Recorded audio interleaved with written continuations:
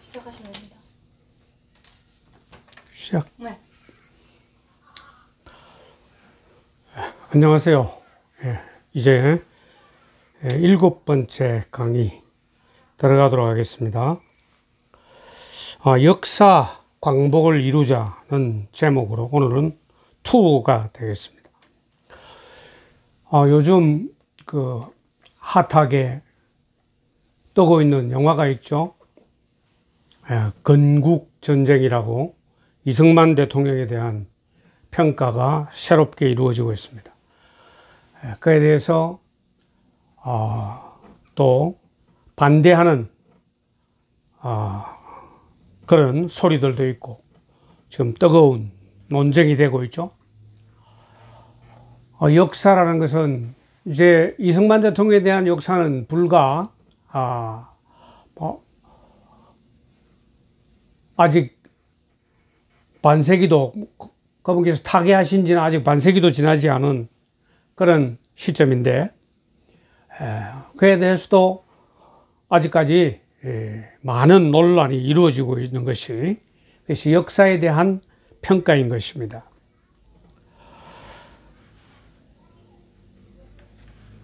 지금 이승만 대통령에 대한 역사 평가가 모든 사람들의 관심사가 되어 있고 전 국민이 여기에 대해서 편을 나누어서 지금 그렇게 논쟁을 하고 있는 이런 상황이죠. 그런데 비해서 우리 한국의 그 고대 역사에 대해서는 아직도 사람들이 별로 관심을 갖지 않고 있다는 것이 정말 안타깝습니다.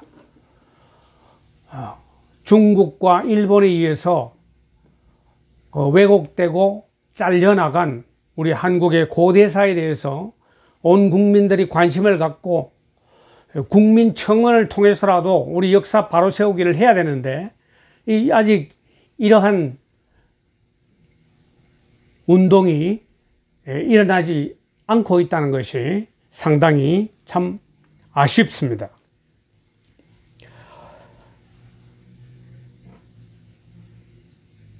성경 역사에 대한 평가도 상당히 오랜 세월 동안 많은 그런 연구가 있었고 또 논란이 있었습니다.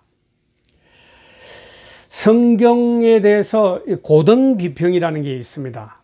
들어보신 분들 있겠죠. 성경 고등비평 또는 역사비평이라고 하는데 이 성경을 중세 시대까지는 사람들이 성경을 읽어볼 수도 없었고 종교개혁이 일어나는 이제 16세기에 겨우 독일에서 또 영국에서 이제 성경이 번역이 되기 시작해서 일반 사람들도 성경을 읽을 수 있는 그런 시대가 되었죠. 그런 시대가 된 지 불과 500년 정도밖에 되지 않습니다. 그 이전에는 성경에 대해서 잘 몰랐고 성경을 신부들, 사제들이 독점하고 있었기 때문에 성경에 대한 비평이라는 것은 있을 수가 없었습니다. 그러다가 이제 16세기에 들어서 성경이 독일의 구텐베르크 인쇄소에서 찍혀 나오기 시작하고 일반인들에게도 성경이 보급되기 시작하고 그렇게 하면서 이제 사람들이 성경을 읽게 되었죠. 그런 가운데 또 이제 사람들의 이제 이성이 깨어나기 시작했습니다. 데카르트에 의해서 잠자고 있던 이성이 깨어났죠. 신앙의 시녀 역할을 하던 이성이 이제는 깨어나서 이성이 주인공이 되는 시대가 그렇게 도래했던 것입니다. 그러면서 이제 성경에 대한 비평들이 서서히 이제 나오기 시작했고, 특히 이제 그 스피노자라는 철학자가 있습니다. 이 스피노자라는 철학자가 제일 먼저 성경의 비판에 대한 포문을 열었죠. 모세오경의 저자는 모세가 아니다 라고 그는 주장을 했습니다. 이 사람도, 이 스피노자도 유대인인데, 유대인이면서 성경에 대해서 이렇게 비판을 시작한 거죠. 에스라가 모세오경의 저자일 가능성이 높다라고 주장을 했습니다. 그런 이후로 성경 이제 비평에 대한 그 물꼬가 트여지기 시작했고, 성경 고등 비평이라는 것이 나오게 되었습니다. 하등 비평이라는 것은 본문에 대한 비평이고, 고등 비평이라는 것은 이제 저자에 대한 비평이죠. 저자와 저작 배경, 이런 것에 대한 이제 비평이 되겠습니다. 그 중에서 아주 유명한 사람이 이 독일의 이 벨하우젠이라는 인물입니다. 벨하우젠, 율리우스 벨하우젠. 이 사람이 성경 고등 비평의 대가죠.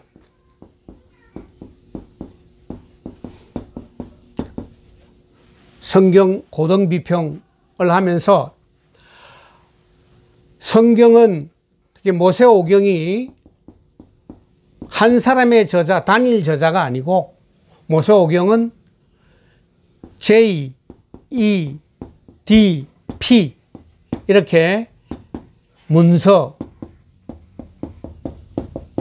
나눠진다. 사문서설, 네 가지 문서설. 그 J 문서, E 문서, D 문서, P 문서의 저자가 각각 다르다라고 이제 주장을 하기 시작한 거죠. J 문서는, J는 야훼 문서고, 하나님의 이름을 야훼라고 지칭하는 문서들. 그럼 E는 엘로힘입니다. 하나님의 이름을 엘로힘이라고 부르는 저자. 그리고 D는 이건 도이트로노미, 신명기를 또 따로 저자가 다르다라고 해요. 그리고 P는 프리스트, 사제들, 제사장 문서라고 얘기하죠.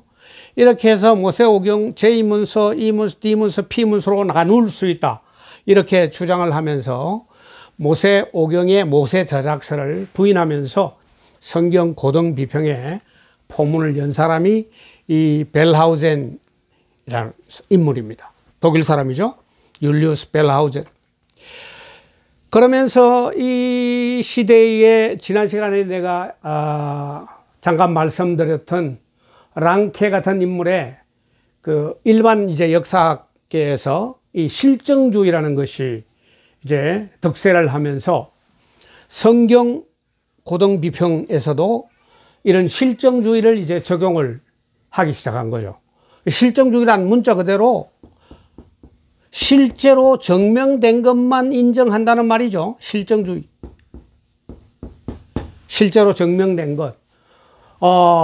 믿을 수 있는 문서, 기록에 의해서 증명이 되거나 아니면은 고고학적인 그런 자료들, 발굴된 자료들, 고고학적으로 발굴된 자료가 검증이 되었을 때 그러한 문서나 고고학적인 자료들을 통해서 증명이 된 것만이 실질적인 역사로 우리가 인정할 수 있다는 것이 실정주의죠. 당연히 실정주의는 과학주의하고 통하는 것입니다. 네. 이 시대는 벌써 17, 18세기는 계몽주의 시대죠. 그래서 모든 것을 이성과 과학으로, 이성주의와 과학주의로서 모든 것이 다 해결이 되는 그런 시대였죠. 그래서 벨하우젠의 이러한 그 고등비평과 또 실정주의 이 방법론이 성경 비평에도 도입이 되면서 이후에 성경 역사학자들이, 유럽에 있는 성경 역사학자들이 이 성경에 기록되어 있는 사실들, 역사적 사실들에 대해서 검증을 시작하게 되는 것입니다. 과연 그 자료들이 성경에 기록되어 있는 것을 사실이라고 말하는가, 혹은 그것은 사실이 아닌 어떤 전설이나 뭐 어떤 이야기에 불과한 것인가 하는 것을 검증을 하기 시작했죠. 그러면서 가장 이제 초미의 그런 관심사로 떠오른 것이 바로 출애굽 사건이었습니다. 출애굽 사건이 과연 역사적인 사실인가 아닌가 라는 문제에 대해서 이 성경 역사학자들이 관심을 갖고 여기에 대해서 파고 들어가기 시작했죠. 그래서 그걸 결정적으로 할 수 있었던 하나의 사건이 있었는데, 그게 뭐냐면 이스라엘이 중동과 이집트를 포함한 중동과 6.1 전쟁을 통해서 그 시나이 반도를 탈환을 했습니다. 장악을 한 거죠. 손에 넣었습니다. 15년간.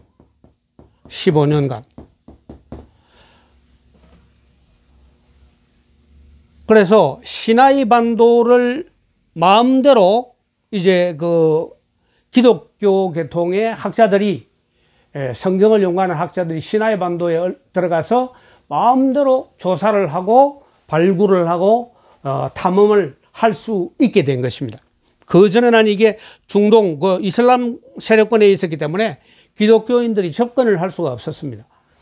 그런데 이 시나이 반도를 이제 마음대로 탐구 조사를 할 수 있게 됐을 때, 이 15년 동안 이 실정주의를 적용하는 이 성경 고등 비평 입장에서 성경에 있는 내용들을 과학적으로 이성적으로 검증해 보려고 하는 사람들이 이 시나이 반도에 들어가서 15년 동안을 출애굽의 흔적을 찾아서 시나이 반도를 샅샅이 그냥 뒤졌습니다. 아주 지역을 이렇게 분할해 가지고 샅샅이 뒤졌습니다. 그리고 결론이 뭐냐? 흔적이 없다. 출애굽의 흔적이 없다는 결론이 나왔습니다. 시나이 반도를 15년이나 샅샅이 훑어봤지만은 출애굽의 흔적이 전혀 발견되지 않는다. 그래서 이 출애굽 사건은 사실이라고, 역사적인 사실이라고 볼 수가 없다. 이런 결론을 내려버렸습니다. 성경 역사학자들. 그러니까 이게 굉장히 큰 그런 영향력을 미쳤습니다. 당시 이미 진화론이 발표되고 또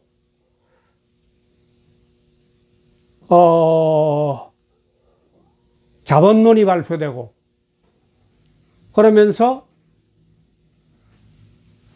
무신론적인 그런 사상이 유럽을 팽배하게 이렇게 뒤덮어가는 가운데에 이 성경 역사학자들의 이 출애굽 사건이 사실이 아니다.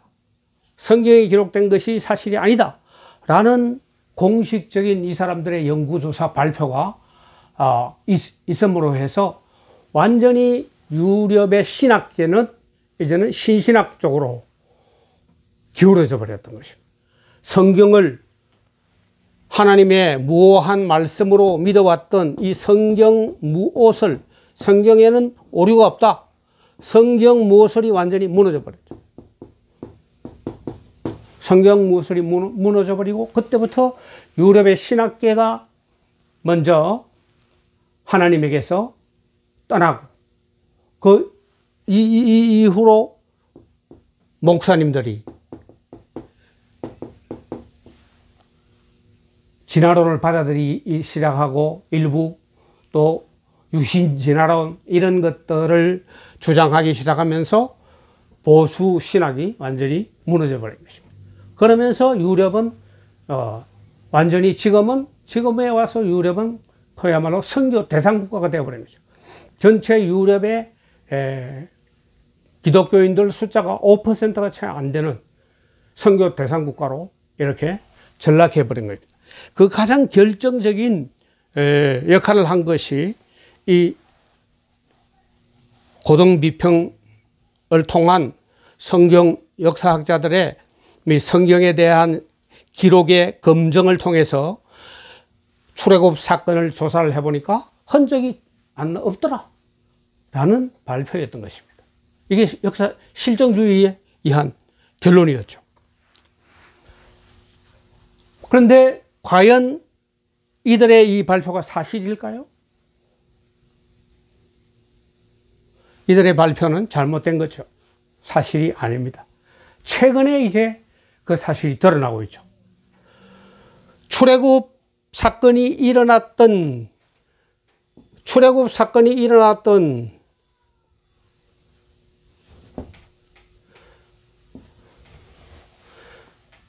그 무대는 이게 시나이 반도가 아니고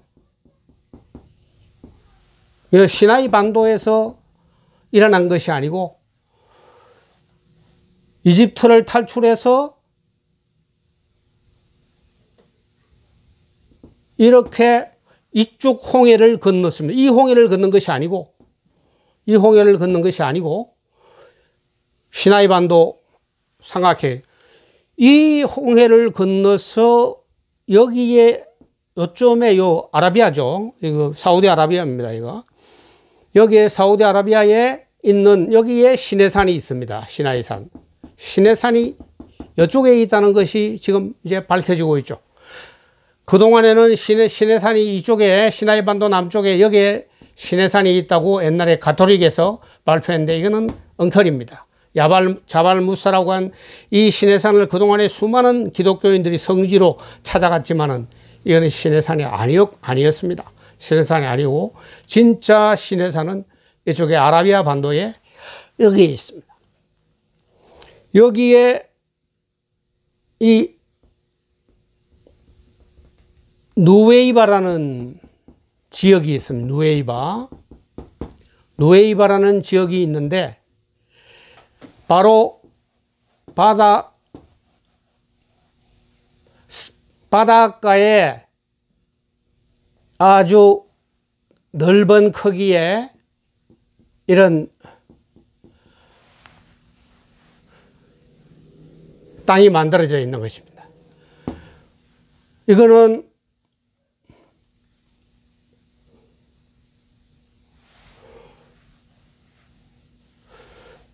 여기서 여기까지가 약 12km인데 여기에서 굉장히 깊숙이까지 이 커다란 광장이 이렇게 바닷속으로 들어가면서 만들어져 있습니다.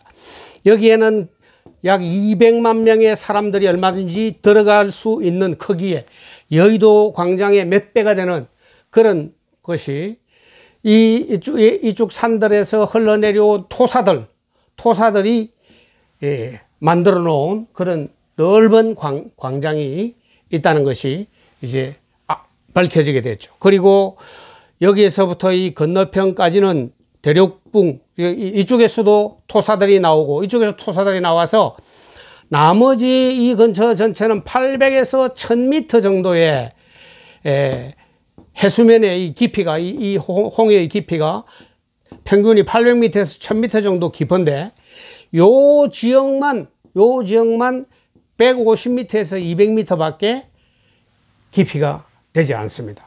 그만큼 흙들이 쌓여서 바닷속 밑에 언덕이 만들어져 있었던 것이죠. 그리고 성경에 보면 밤새도록 동풍이 모세가 지팡이를 내어 뻗으니까 하나님께서 밤새도록 동풍을 보냈다고 되어 있습니다. 밤새도록 동풍을 보내서 여기에 있는 이 물들이 높이 솟아온 그 제방을 디딤돌로 삼아서 양쪽으로 물이 넘어지고 여기에 평탄한 길이 펼쳐졌던 것입니다. 이것은 실험에 의해서 확인이 되는 것이었습니다.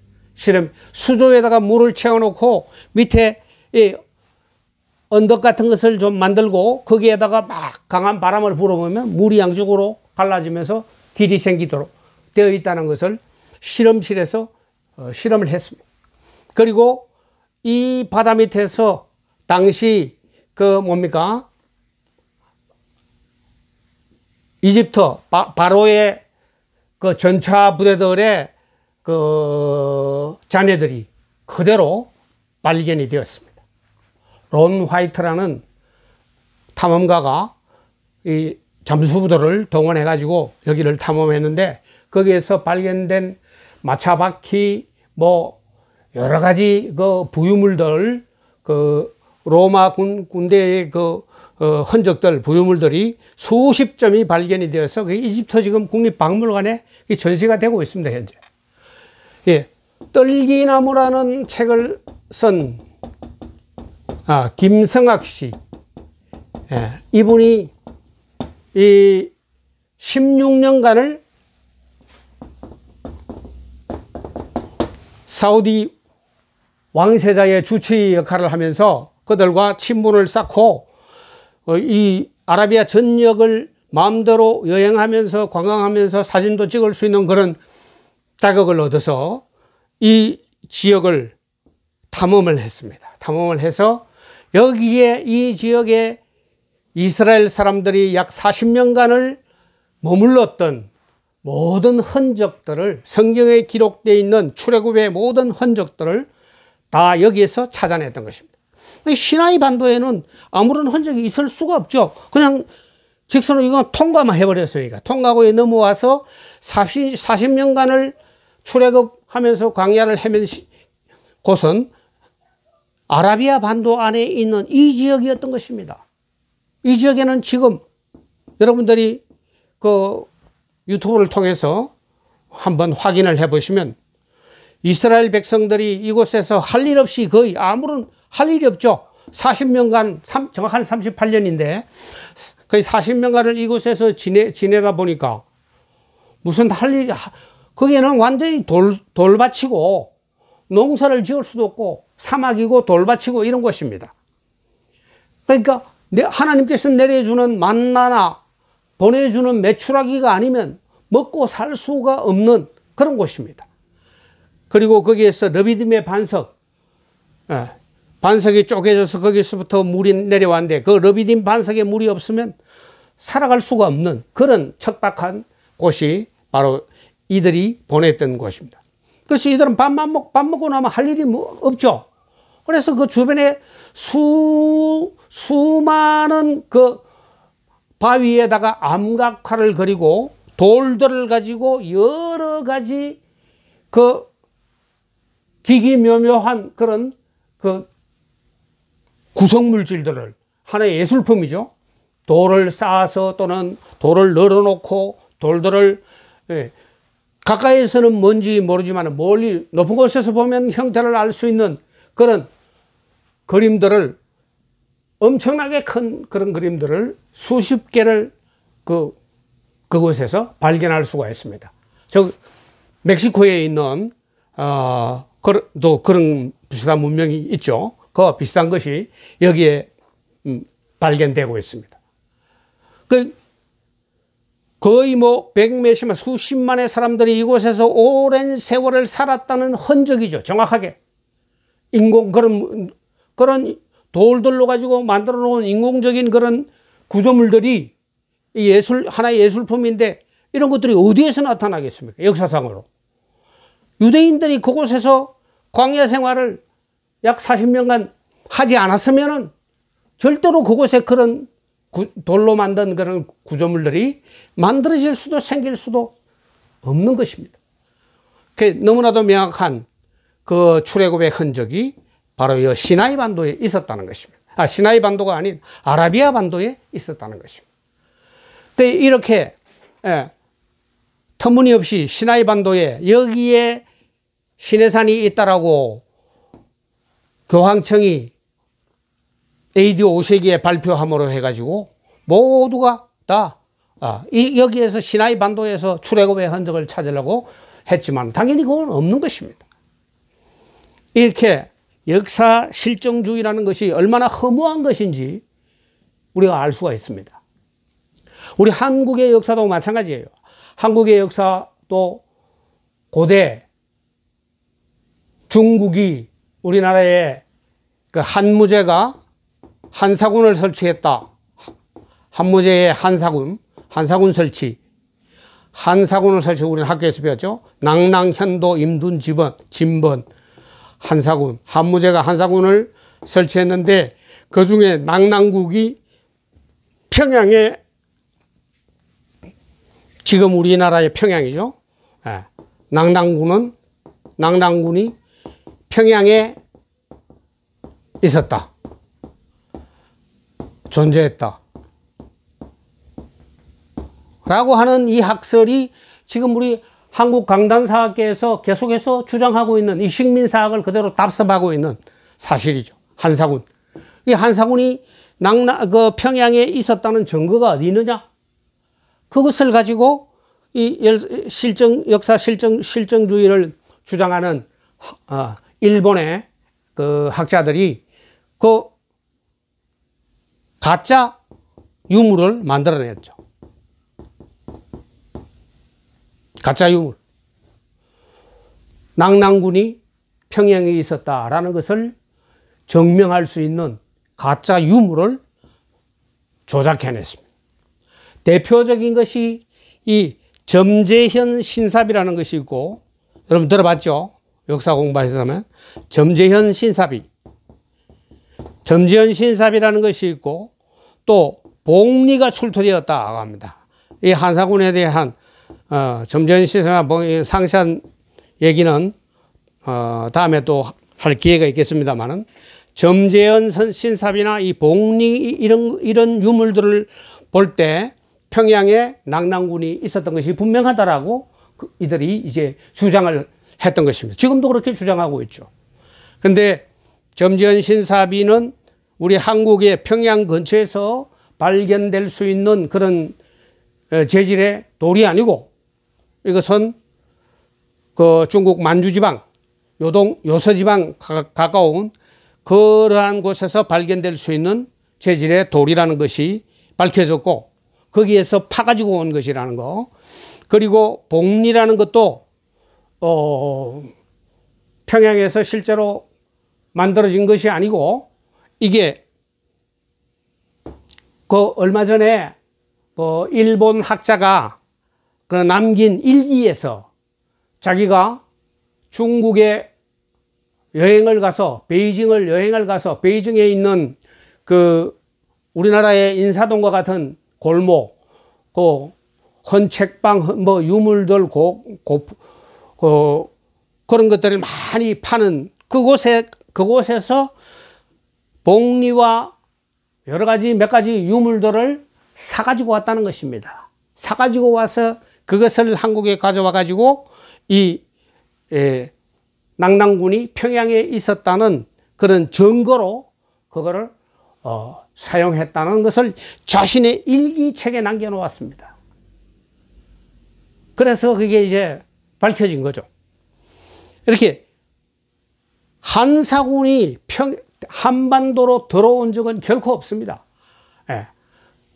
이러한 부분에 대해서 좀 더 확실하게 자세히 알고 싶으신 분들은 우리 지금 민족주의 사학자들이 활동하고 있는 그 사이트에 들어가 보면, 특히 이덕일 씨, 이덕일의 역사 TV거나 또는 매림 역사문화, 여기에 이완영 씨, 이완영 사무총장, 그 이덕일 씨나 이완영 씨의 그 주장들과 동영상들이 많이 올라 있습니다. 얼마나 이 중국과 일본이 우리 한국의 역사를 재단하고, 자기 멋대로 재단하고 조작하고 잘라내고 폄훼했던가를 확실하게 알 수가 있습니다. 이런 그 역사 실정주의를 한다고 하면서 사실은 실정주의가 아닌 가짜로 자기들의 목적에 맞게 자기들 입맛에 맞게 마음대로 역사를 재단하고 실제적으로는 자신들의 제국주의적인 식민주의적인 그러한 사관을 세우고 확립을 했었다는 사실을 우리는 알아야 하는 것입니다. 이 유럽도 독일도 마찬가지죠. 독일도 처음에는 랑케를 베를린 대학 역사학과 주임 교수로 초빙을 해서 국가의 민족 정신을 함양하고 국가를 세우고 하는 데까지는 좋았는데 그것이 또 잘못된 방향으로 흘러서 결국은 히틀러 같은 인물을 탄생시키고 세계를 두 번이나 전쟁으로 끌고 가는 그런 역할을 하게 만든 것입니다. 얼마나 끔찍한 결과를 가져왔었는지 우리는 다 알고 있습니다. 우리는 역사를 바로 알아야 됩니다. 올바른 역사를 알지 못하면 언제나 우리는 남에게 이용을 당하고 손해를 볼 수밖에 없습니다. 정확한 사실을 알고 올바른 역사를 알아야 우리는 남에게 이용당하지 않고 우리 민족의 확실한 정체성을 알고 또 우리 민족에 대한 자부심을 빼앗기지 않고 찬란한 우리의 문화를 이어갈 수 있고 또 후손들에게 남겨줄 수 있는 것입니다.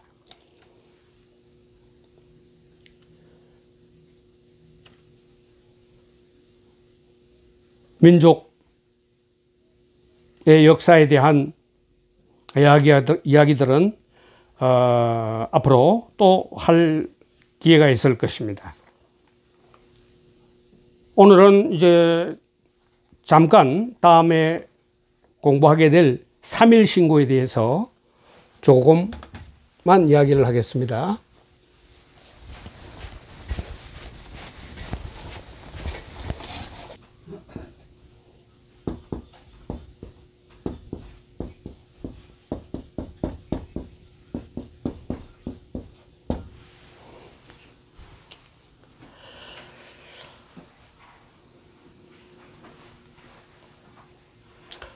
아, 3.1 신고는 천부경과 거의 같은 시점에 우리 민족에게 주어진 그런 자료입니다. 3.1신 혹은 삼신, 하나님에 대한 고백, 신앙 고백이라고 말할 수 있다고 했죠. 이 3.1 신고는 천궁과 일신, 인물, 세계 이렇게 여러 5단계로 나뉘어져 있습니다. 근데 이 3.1 신고 안에도 보면은 복음의 비밀이 숨어져 있습니다. 나는 환단고기를 접하고 읽으면서 쭉 환단고기를 공부해 보면서 한 가지 의문에 휩싸였습니다. 고대 우리나라가 배달국의 역사가 중단되고 단군 조선으로 넘어왔습니다. 단군 조선의 설립 연도가 BC 2333년으로 그렇게 기록이 되어 있죠. 근데 이것은 성경의 기록과 그러면 우리 환단고기에 이거는 또 삼국유사에도 나오는데 단군조선의 그 설립 연대와 맞아 떨어지는가, 비슷하게 맞는가 하는 것을 한번 생각해 봐야 되는데 이것은 거의 맞아 떨어지는 시기죠. 왜냐하면은 당군조선은 대홍수 이후의 사건이기 때문에 대홍수가 BC 정확하게는 알 수 없지만 거의 BC 약 2500년 전후입니다. 플러스 마이너스 뭐 한 3, 40년 정도 될 수 있겠죠.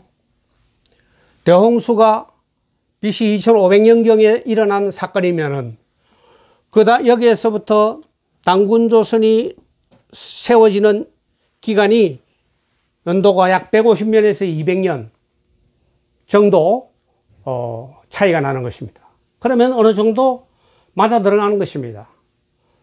6, 7세대가 노아에서부터 6, 7세대 정도 내려가는 거죠. 노아에서부터 6, 7세대가 내려가서 그 욕단과 그 이후의 세대들이 이제 부족국가를 세울 수 있는 그런 인원들이 생겨나는 것입니다. 그런데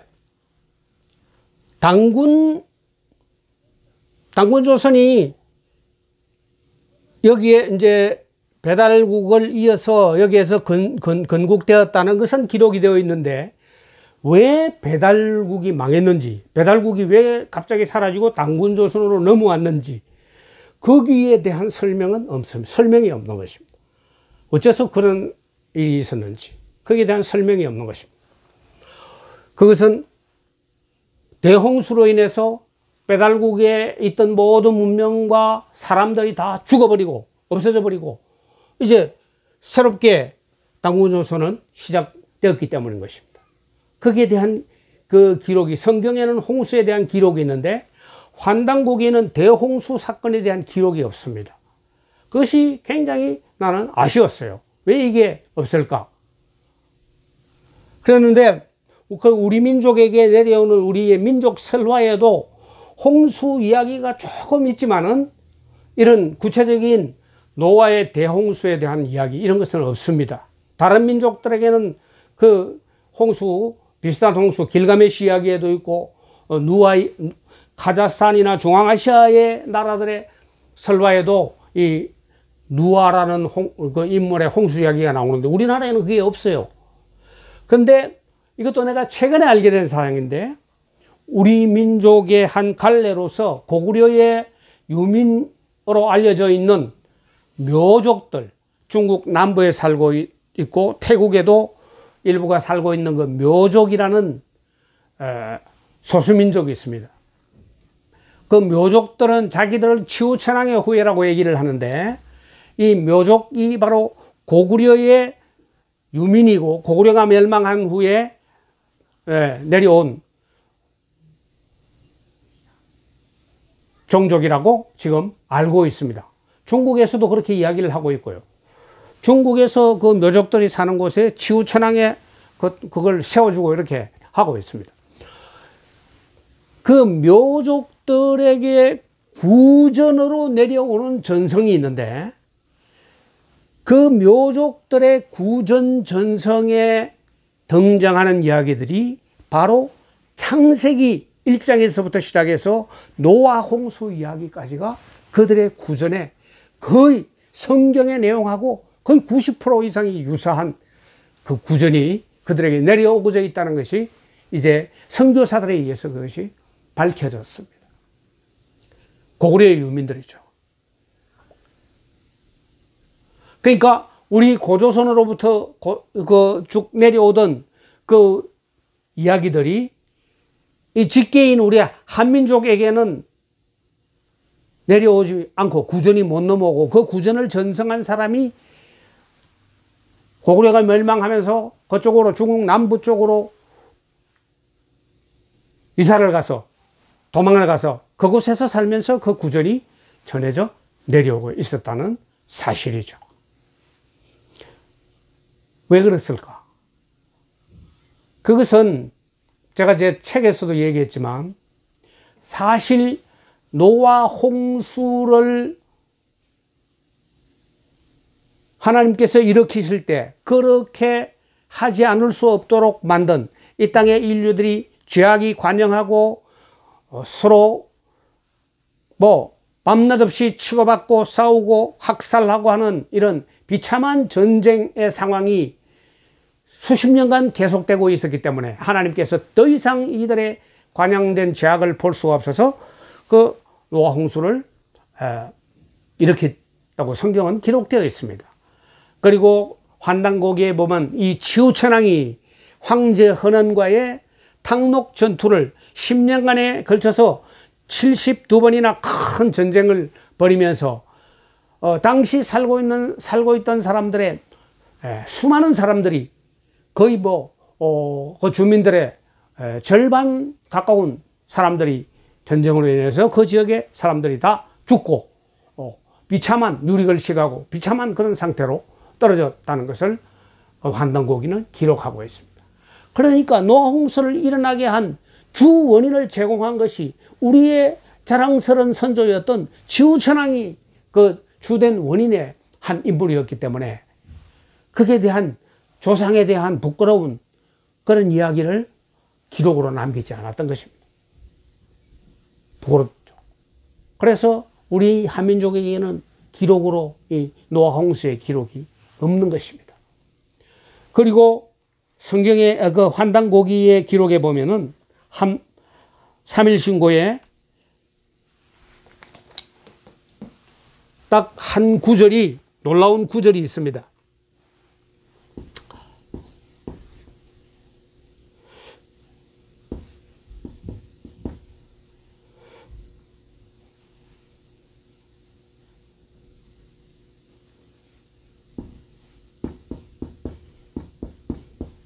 너 이자입니다.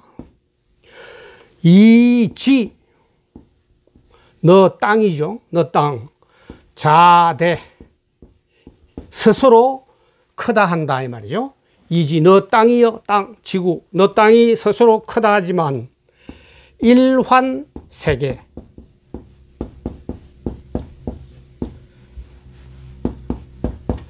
하나의 환세계에 불과하다. 일환세계. 환이라는 게 뭐죠? 환은 이 환약, 환약이라고 할 때 그 환자죠. 이게 요즘 환약은 좀 납작하지만 옛날의 환약은 거의 지금도 한약의 환은 이렇게 거의 타원형 비슷한 모양으로 만들어지는 환약입니다. 약을, 재료를 갈아서 만든 하나의 환에 불과한 세계다 이 말이죠. 여기가 이 지구가 환이다. 지구가 환이다라는 것이 기록되어 있습니다. 놀랍지 않습니까? 이거는 성경에, 구약 성경에 보면 욥기에 이 지구를, 이 땅을 공중에 매달았다 라는 기록이 있습니다. 그하고 같은 뜻이죠. 욥기에서도 이 땅이 구로 되어 있다는 거, 공중에 달 수 있는 기록되어 있고, 이 환단고기에도 환이라고 이렇게 지구를, 땅을 표현하고 있습니다. 그러면서 계속되는 말이 중화진탕,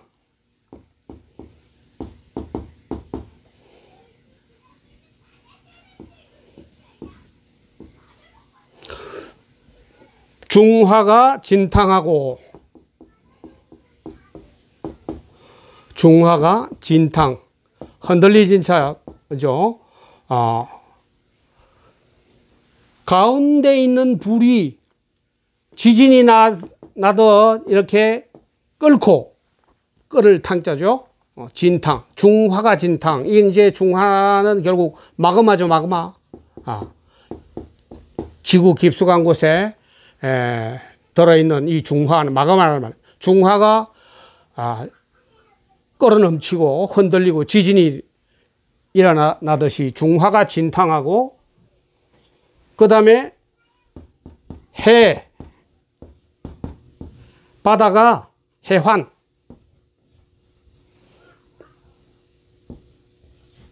해환 6천,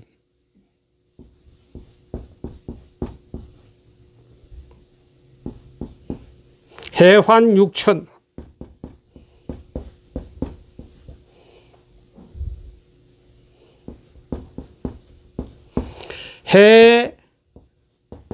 해환 6천. 바다가 옮겨지고 흔들리고 땅이 육지죠. 천 움직이고 밀려나고 이사하는 것, 천도한다 할 때 이 말이죠. 바다가 밀려나고 돌고, 바다가 혼돈하고 돌고 흔들리고 이렇게 밀려나고, 땅도 이동을 하고 옮겨지고, 해환 6천. 바다가 갈리고 땅이 밀려나고 이 말입니다.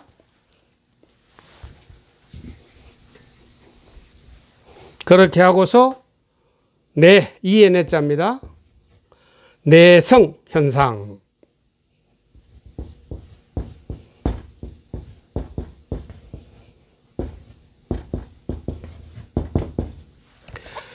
그렇게 해서 이에 이루어졌다. 현상, 볼견자, 나타날 현자죠. 지금의 모양이 이루어져서 지금의 모양이 나타났다. 이렇게 기록하고 있습니다. 이게 뭡니까? 중화가 진탕하고 바다가 혼돈하고 돌고 밀려나고 땅이 이동하고 밀려나서 지금과 같은 현상이 일어났다. 이거는 바로 노아 홍수, 대홍수로 말미암아서 나타난 이 지각의 변동, 이 지구의 땅의 변동 사항을 나타내는 것입니다. 너 땅이 스스로 크다 하나 하나의 환호로 된 세계에 불과하다. 중화가 진탕하고 해환 육천하여 내성 현상이다. 이렇게 이 삼일신고의 세계, 삼일신고의 세계에 대한 기록 중에 이런 기록이 나타나고 있습니다. 이것이 바로 그 노아 홍수에 대한 하나의 단서를 알려주는 기록인 것입니다. 그리고 당군조선이 설립되고 난 이후로는 300년간 대륙에 전쟁이 없었다는 기록이 또 나오고 있습니다. 그 부분에 대한 다음에 그 기록에 대해서는 설명해 드리겠습니다. 왜 300년간 전쟁이 없었어요? 그 전에 최우천왕과 황제헌 간에 끔찍한 그런 10년간의 이런 두 번이나 싸우던 그런 악착 같은 전쟁이 갑자기 전쟁이 사라지고 300년간 전쟁이 왜 없겠습니까? 딱 하나죠. 이거는 전쟁할 사람들이 없었던 겁니다. 홍수로 다 죽어버리고 이제 새로 겨우 이제 퍼져나가기 시작하는, 전쟁할 틈이 어디 있습니까? 땅은 뭐 아무나 가서 깃발만 꽂으면 다 임자인데 무주막지하게 널려 있는 게 새로운 땅인데 땅 따먹기 할 이유가 없는 거죠. 그리고 또 다시 1500년의 세월이 흐르고 난 1500년의 세월이 흐르고 난 BC 7, 8세기 가서 이제 본격적인 이 동북아에 또 전쟁이 일어납니다. 그게 뭐냐? 바로 춘추 전국시대죠. 춘추시대와 전국시대.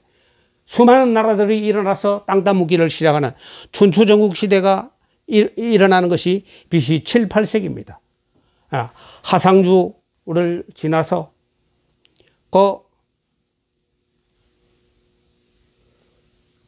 이것도 또 마찬가지죠. 아담 이후로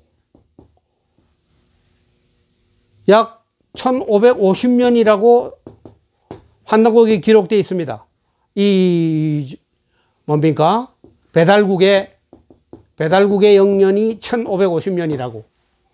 1550년에 세월이 흐르고 난 막바지에 가서 판기아에 너무 사람들이 많고 부족국가 나라들이 많으니까 서로 이제 땅 따먹기 전쟁이 벌어지게 되는 겁니다. 마찬가지로 새로 노아홍수 이후로 셈과 함께 야베 세 사람에 의해서 이제 겨우 새로운 지구에 인류가 퍼지기 시작한 지 또다시 이제 1500년이 흐르고 난 이후에 전 지구에도 인간들이 가득해지면서 동방이나 서방이나 피 튀기는 땅 따먹기 전쟁이 시작되는 것입니다. 이러한 사실들을 놓고 볼 때 대홍수 사건과 BC 2333년에 새로운 나라 당군 조선이 건국되었다는 것은 명약 관화한 사실이라는 것을, 역사적인 사실이라는 것을 우리는 충분히 짐작할 수 있는 것입니다. 우리 역사를 분명하게 좀 알고 인식하고 그렇게 공부해 나갈 수 있는 여러분들 되어 주시기를 부탁드립니다. 오늘 여기까지 하겠습니다.